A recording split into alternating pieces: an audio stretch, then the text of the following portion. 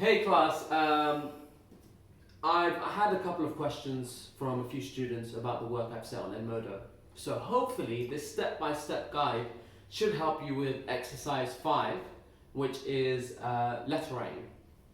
So the first thing you need to do is read the question. I can't stress this enough. You read the question and you establish, firstly, who are you writing to and why. So we're looking at audience and purpose. We've done this so many times in class.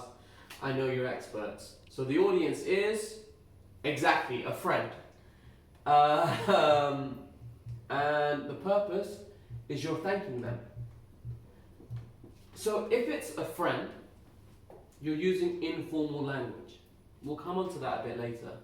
And if you're thanking them, you've got to remember to be a bit grateful in your email.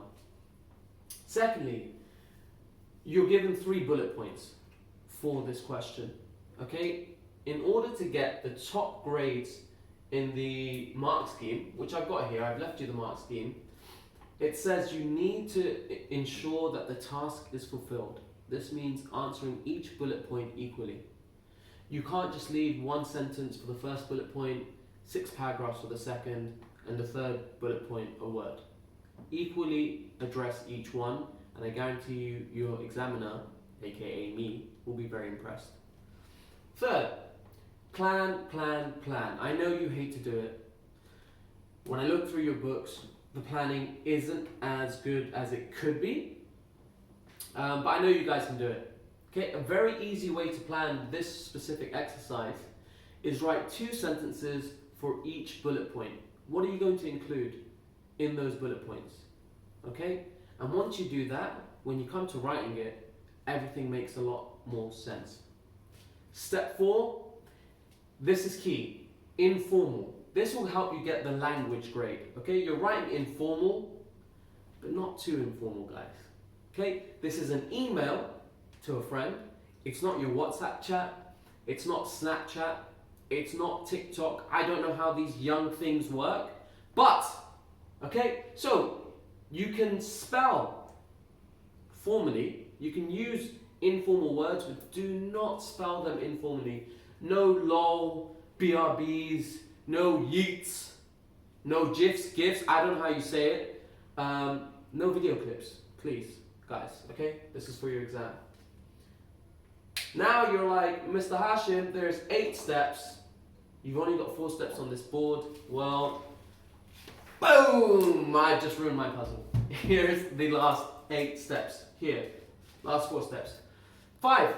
I know we don't use ambitious vocabulary when speaking to our friends. Try, but don't make it unnatural. Use idioms. Okay, don't use slang. You can speak informally, don't spell informally. Don't say, hey mate, M8. Terrible, don't do that. Don't even do that in WhatsApp. Okay, guys, come on.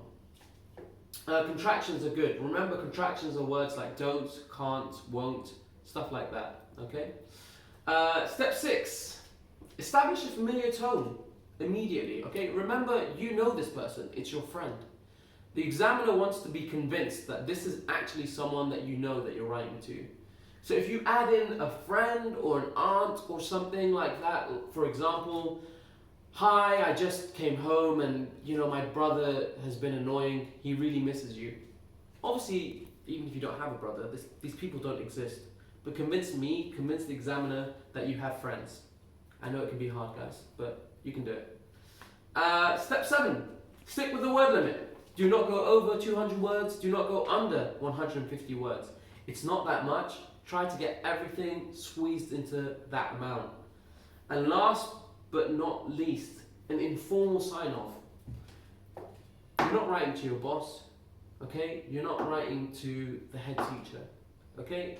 If I write an email to, for example, my boss, I do end with best regards, regards, so-and-so. I do not say to my brother, if I send him an email, dear Mr. Hashim, because I'm Mr. Hashim, he's Mr. Hashim, whatever, right? I just say, see you later, speak to you soon, catch you in a bit, something like that. Okay, it doesn't have to be the most formal thing in the world. It can be informal. Hopefully, this helps you write better letter. I expect these submissions to keep coming, and I hope you're all safe and happy at home. Good luck.